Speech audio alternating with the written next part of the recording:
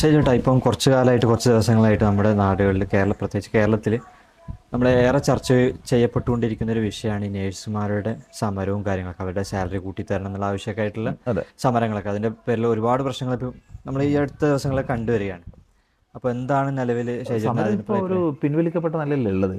പിൻവലിക്കപ്പെട്ടിട്ടുണ്ട്, പക്ഷെ പൂർണ്ണമായിട്ടും പിൻവലിച്ചിട്ടില്ല എന്നാണ് അറിയാൻ കഴിഞ്ഞത്. അപ്പം അത് മറ്റേ എനിക്ക് തോന്നുന്നു അവരെ കേൾക്കാൻ വേണ്ടി തയ്യാറായ ഘട്ടത്തിൽ പലയിടങ്ങളിലും സമരം ദുർബലപ്പെട്ടിട്ടുണ്ടെന്ന്. പക്ഷേ ഇത് കേവലം ഒരു ശമ്പളത്തിന് വേണ്ടിയിട്ടുള്ള സമരം എന്നുള്ള രീതിയിൽ ഞാൻ ഒരിക്കലും കണ്ടിട്ടില്ല. പൊതുവിലെ ഈ ഹെൽത്ത് കെയറിൻ്റെ ഓരത്തുകൂടെ ജോലി ചെയ്ത് പോകുന്ന ഒരാൾ എന്നുള്ള എനിക്ക് തോന്നിയിട്ടുള്ളത് അതൊരു ശമ്പള സമരമല്ല. സത്യത്തിൽ നഴ്സുമാർ അവർക്ക് കിട്ടേണ്ടുന്ന അർഹിക്കുന്ന റെസ്പെക്റ്റിന് വേണ്ടിയിട്ടുള്ള സമരമായിട്ടാണ് എനിക്ക് തോന്നിയിട്ടുള്ളത്. അല്ലാതെ കേവലം ശമ്പള സമരം എന്നുള്ള രീതിയിൽ ഞാൻ അതിനെ കാണുന്നില്ല. ശരിക്കും അവർ ശമ്പള വർധനം അർഹിക്കുന്നുണ്ട്, പക്ഷേ അതിൽ കൂടുതലായി നഴ്സുമാർ അർഹിക്കുന്ന ഒരു ബഹുമാനം അവർക്ക് നമ്മുടെ സമൂഹത്തിൽ കേരളത്തിൽ നമ്മളിപ്പോൾ മാലാകമാരാണ്, മറ്റേ എന്താ പറയുക, വെള്ളത്തൂവാലിട്ട് എന്നൊക്കെ പറയും. ഇതൊക്കെ ഇങ്ങനെ ക്ലീശയായിട്ട് ഇങ്ങനെ പറഞ്ഞു നടക്കാമെന്നല്ലാണ്ട് സത്യസന്ധമായി പറഞ്ഞു കഴിഞ്ഞാൽ അവരെ നമ്മുടെ സമൂഹം പരിഗണിക്കുന്നത് അർഹിക്കുന്ന ബഹുമാനത്തോടു കൂടിയാണോ എന്ന് പരിശോധിക്കാനുള്ളൊരു സന്ദർഭമാണ് ശരിക്കും ബഹുമാനത്തിന് വേണ്ടിയുള്ള സമരം ഞാൻ വിചാരിക്കുന്നത്.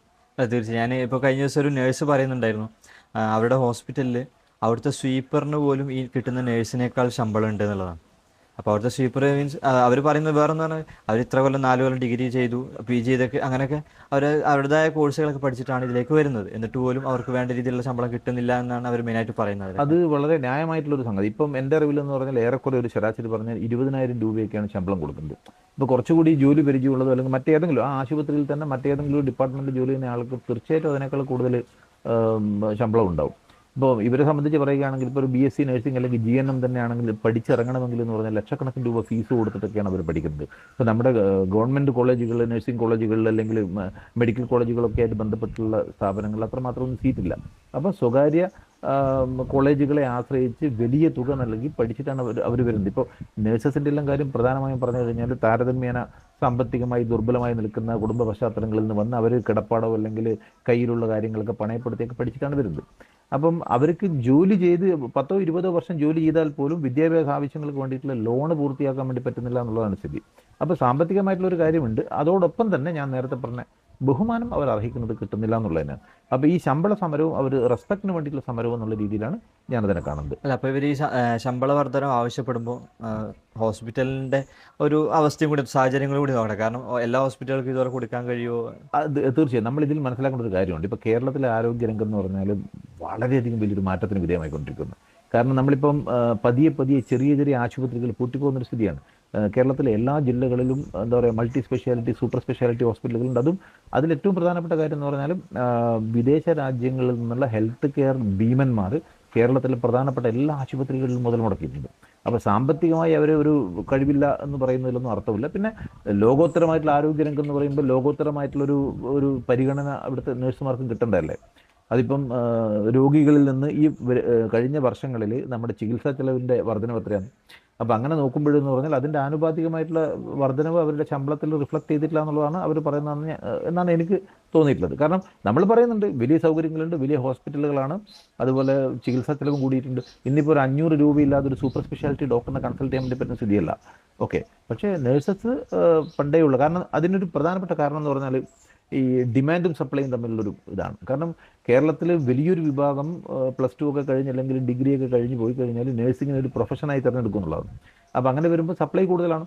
അപ്പം അതിൻ്റെ ഒരു മറ്റൊരു വശമാണ് ഇവിടുന്ന് ആളുകൾ പഠിച്ച് വിദേശത്ത് പോയി നേഴ്സിംഗ് ജോലി ചെയ്യുക എന്നുള്ള ഉദ്ദേശത്തോടു കൂടി നേഴ്സിംഗ് പഠനം തിരഞ്ഞെടുക്കുന്ന ആളുകളുണ്ട്. ഇപ്പോൾ ഇവരെ സംബന്ധിച്ച് വിദേശത്ത് പോകുന്നതിനേക്കാൾ മുമ്പ് ഏതെങ്കിലും നാട്ടിലുള്ള ഏതെങ്കിലും ഒരു ആശുപത്രിയിൽ നിന്ന് മതിയായ എക്സ്പീരിയൻസ് കിട്ടിയിട്ടില്ലെങ്കിലും അവർക്ക് കാര്യമില്ല. അപ്പം അങ്ങനെ മറ്റൊരു വശം കൂടിയുണ്ട്. പക്ഷേ എന്നാലും നമ്മുടെ നാട്ടിൽ ജോലി ചെയ്യുന്നവരെ കുറിച്ചിട്ടാണ് നമ്മൾ കൂടുതൽ കൺസേൺ ആവുന്നത്. ഇവിടുന്ന് പഠിച്ച് പരീക്ഷ എഴുതി നമ്മുടെ റിസോഴ്സസ് ഉപയോഗിച്ച് ഡിഗ്രിയൊക്കെ നേടിയതിനു ശേഷം വിദേശത്ത് പോയി ജോലി ചെയ്യുന്നത് അത് വേറൊരു കാര്യമാണ്. പക്ഷേ നമ്മുടെ നാട്ടിൽ തന്നെ സ്റ്റേ ചെയ്ത് ഇവിടെ ജോലി ചെയ്യുന്ന നേഴ്സുമാർക്ക് അർഹിക്കുന്ന പരിഗണന കിട്ടിയിട്ടില്ല എന്നുള്ളത് തന്നെയാണ് എനിക്ക് തോന്നിയിട്ടുള്ളത്.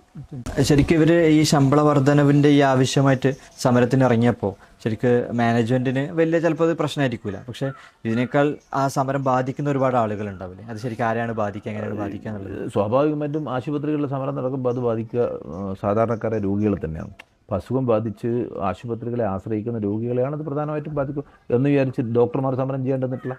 ഡോക്ടർമാരുടെ ആവശ്യങ്ങൾക്ക് വേണ്ടി അവർ സമയാസമയങ്ങളിൽ കാലാകാലങ്ങളിൽ സമരം ചെയ്യുന്നുണ്ട്. സർക്കാർ മേഖലയിൽ ജോലി ചെയ്യുന്ന ഡോക്ടർമാർ പോലും ആവശ്യങ്ങൾക്ക് വേണ്ടി സമരം ചെയ്യാറുണ്ട്. ആ സമയത്ത് അത്യാവശ്യ എന്താ പറയുക എമർജൻസി ഡിപ്പാർട്ട്മെൻറ്റുകൾ ഒഴിവാക്കി വെക്കുന്നൊക്കെ പറയുമെങ്കിലും സാധാരണക്കാരന് ചികിത്സ നിഷേധിക്കപ്പെടുകയാണ്. അത് ഡോക്ടർ സമരം ചെയ്തു കഴിഞ്ഞാലും നഴ്സസ് സമരം ചെയ്തു കഴിഞ്ഞാലും അല്ലെങ്കിൽ ആശുപത്രിയിൽ മറ്റേതെങ്കിലും ജീവനക്കാർ സമരം ചെയ്തു കഴിഞ്ഞാലും നേരിട്ട് ബാധിക്കുന്നത് രോഗികളെയാണ്, അത് സാധാരണക്കാരെയാണെന്നുള്ളത് തന്നെയാണ്. എന്ന് വെച്ച് അവർക്ക് സമരം ചെയ്യാതിരിക്കാൻ പറ്റില്ല. കാരണം അവരുടെ അർഹമായിട്ടുള്ള ആനുകൂല്യങ്ങളെല്ലാം അവകാശങ്ങൾ നേടിയെടുക്കുന്നതിന് വേണ്ടി അവർ സമരം ചെയ്യുക തന്നെ വേണമെന്നുള്ളൂ. അപ്പോൾ ആ ഒരു കാര്യം പറഞ്ഞുകൊണ്ട് തീർച്ചയായിട്ടും ഇപ്പോൾ മാനേജ്മെൻറ്റ് ഉൾപ്പെടെ അല്ലെങ്കിൽ സമൂഹത്തിലൊരു വിഭാഗം, ഇപ്പം ഞാൻ വളരെ കൗതുകത്തോട് ശ്രദ്ധിച്ചൊരു കാര്യം എന്ന് പറഞ്ഞാൽ ഇവർ ജോലി ചെയ്യുന്ന സമരത്തിലായിരിക്കുന്ന നഴ്സസ് ജോലി ചെയ്യുന്ന അതേ ആശുപത്രിയിൽ മറ്റ് ഡിപ്പാർട്ട്മെൻറ്റിൽ ജോലി ചെയ്യുന്ന ആളുകളൊക്കെ കരിങ്കാളികളെ പോലെ മാനേജ്മെൻറ്റിൻ്റെ കൂടെ വന്നിട്ട് എന്താ പറയുക പല സോഷ്യൽ മീഡിയയിലും പോസ്റ്റുകളിലും വാട്സപ്പ് സ്റ്റാറ്റസുകളൊക്കെ കാണാം. അപ്പോൾ ഇവരെ ബാധിക്കുന്നൊരു പ്രശ്നമല്ല ഇപ്പോൾ അതാണ്. അപ്പം ഇവരുടെ ഷൂസിൽ ഇറങ്ങിയെന്നുകൊണ്ട് നമ്മൾ ഒന്ന് ചിന്തിച്ച് നോക്കിക്കഴിഞ്ഞാൽ സമരം ന്യായമാണ് എന്നുള്ളത് തന്നെയാണ്. അത് തന്നെയാണ് എൻ്റെ അല്ല, എന്തായാലും നമുക്ക് ഇതിന് പരിഹാരം കാണാൻ കഴിയില്ല. പക്ഷേ ഇന്ന് നമുക്ക് ഒരുപാട് ദിവസത്തെ ഈ സമരത്തിന് ശേഷമാണ് പരിഹാരം കാണാമെന്നൊരു അതെ ആശ അധികാരപ്പെട്ടവർ മുന്നോട്ട് വെച്ചത്. അതെ അതെ ശരിക്കും ഇതിന് ഒരുപാട് പരിഹാരങ്ങൾ കാണാൻ കഴിയില്ല. ഇതിന് പരിഹാരം കാണാൻ വേണ്ടി സാധിക്കുന്നുള്ളത് തന്നെയാണ് ഇതിൽ. പക്ഷേ ഏതെങ്കിലും ഒരു പക്ഷത്ത് നിന്ന് മാത്രമായിട്ട് ഇതിന് എന്തെങ്കിലും കാര്യമായിട്ട് ചെയ്യാൻ വേണ്ടി പറ്റുന്ന പോകുന്നില്ല.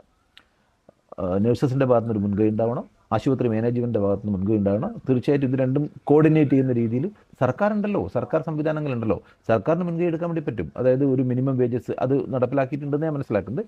പക്ഷേ സമയാസമയങ്ങളിലുള്ളൊരു എന്താ പറയുക ജീവിത സാഹചര്യങ്ങൾ, ജീവിത ചെലവ്, ഈ കാര്യങ്ങൾക്ക് പരിഗണിച്ചുകൊണ്ട് ന്യായമായൊരു മിനിമം വേജസ് നടപ്പിലാക്കാനും അത് അങ്ങനെ നടപ്പിലാക്കില്ല. ഉത്തരവിൽ മാത്രം കാര്യമില്ല. ഇത് വളരെ കാലം മുമ്പ് തന്നെ ഉത്തരവുകൾ നിലവിലുണ്ട്. ഇപ്പോഴും നമ്മുടെ പ്രദേശത്ത് നാട്ടിൻപുറങ്ങളിലൊക്കെ ചെറിയ ആശുപത്രികളിലും കാര്യങ്ങൾക്ക് 8,000 രൂപയും 6,000 രൂപ ട്രെയിനിങ് ആയിട്ട് ആളുകളെ ജോലി ചെയ്യിപ്പിക്കുന്ന രീതിയുണ്ട്. കാരണം അവർക്ക് എക്സ്പീരിയൻസ് സർട്ടിഫിക്കറ്റ് മാത്രം കൊടുക്കാന്നുള്ള രീതിയിൽ. അപ്പോൾ ഗവൺമെൻറ് ഉത്തരവുകൾ ഇറക്കിയതുകൊണ്ട് മാത്രം കാര്യമില്ല, അത് നടപ്പിലാക്കുക കൂടി വേണം, അത് പരിശോധിക്കാനും ഉള്ള സംവിധാനം വേണം. ഇതൊക്കെ കൊണ്ട് തന്നെ ആയിരിക്കില്ല മിക്കവാറും ആളുകൾ വിദേശത്തേക്ക് നഴ്സിംഗ് ജോലി പഠിച്ചിട്ട് വിദേശത്തേക്ക് കയറി പോകുന്നത്. തീർച്ചയായിട്ടും ഒരു വിഭാഗം ആളുകൾ എൻ്റെ അറിവിലും മനസ്സിലാക്കലെന്ന് പറഞ്ഞാൽ അവർ എന്താ പറയുക അവരുടെ ഒരു ഹയർ സെക്കൻഡറി പഠനം പൂർത്തിയാക്കുമ്പോൾ തന്നെ നഴ്സിംഗ് വേണം. അതായത് വിദേശത്ത് ജോലി നേടാൻ വേണ്ടിയിട്ട് ഏറ്റവും പ്രധാനപ്പെട്ട ഒരു കാര്യം. അത് കേവലം സാമ്പത്തികമായിട്ടുള്ള താല്പര്യം കൊണ്ട് മാത്രമല്ല. വിദേശ രാജ്യങ്ങളിൽ ഇപ്പോൾ ഞങ്ങളൊക്കെ വിദേശ രാജ്യങ്ങളിൽ ജോലി ചെയ്യുമ്പോൾ നമ്മൾ മനസ്സിലാക്കിയത് ഡോക്ടേഴ്സിന് തുല്യമായിട്ടുള്ളൊരു പരിഗണന അവിടെ കിട്ടുന്നുണ്ട് എന്നുള്ളതാണ്, ഹെൽത്ത് കെയർ വർക്കർ എന്നുള്ള രീതിയിൽ. അതുകൊണ്ടാണ് ഞാൻ തുടക്കത്തിൽ പറഞ്ഞത് ഇത് ഒരു കേവലമായിട്ടുള്ളൊരു പൈസക്ക് വേണ്ടിയിട്ടുള്ള സമരമല്ല, റെസ്പെക്റ്റ് ഇല്ല എന്നുള്ളതാണ്. റെസ്പെക്റ്റിന് വേണ്ടി കൂടിയുള്ള സമരമാണിത്. കേരളത്തിലെ ആരോഗ്യരംഗം ശക്തിപ്പെട്ടത് വൻകിട കമ്പനികൾ ബഹുനില കെട്ടിടങ്ങളിൽ ആശുപത്രികൾ നിർമ്മിച്ചതുകൊണ്ട് മാത്രമല്ല. നിസ്വാർത്ഥരായി സേവനമനുഷ്ഠിക്കുന്ന ഒരുപാട് ജീവനക്കാരുണ്ട്. ആ കൂട്ടത്തിൽ ഒരാളാണ് നഴ്സുമാരും. അവരുടെ ന്യായമായ ആവശ്യങ്ങൾ അംഗീകരിക്കുക തന്നെ വേണം. സമൂഹത്തിൽ അവർക്ക് ലഭിക്കേണ്ടിയിരുന്ന ബഹുമാനവും അവർക്ക് കിട്ടുന്നുണ്ട് എന്ന് ഉറപ്പുവരുത്തണം. ന്യായമായ ആവശ്യങ്ങൾക്ക് വേണ്ടി സമരം ചെയ്യുന്ന നഴ്സുമാർക്ക് അവരുടെ ആവശ്യങ്ങൾ നിവർത്തിച്ചു കിട്ടട്ടെ എന്ന് ആശംസിക്കുന്നു.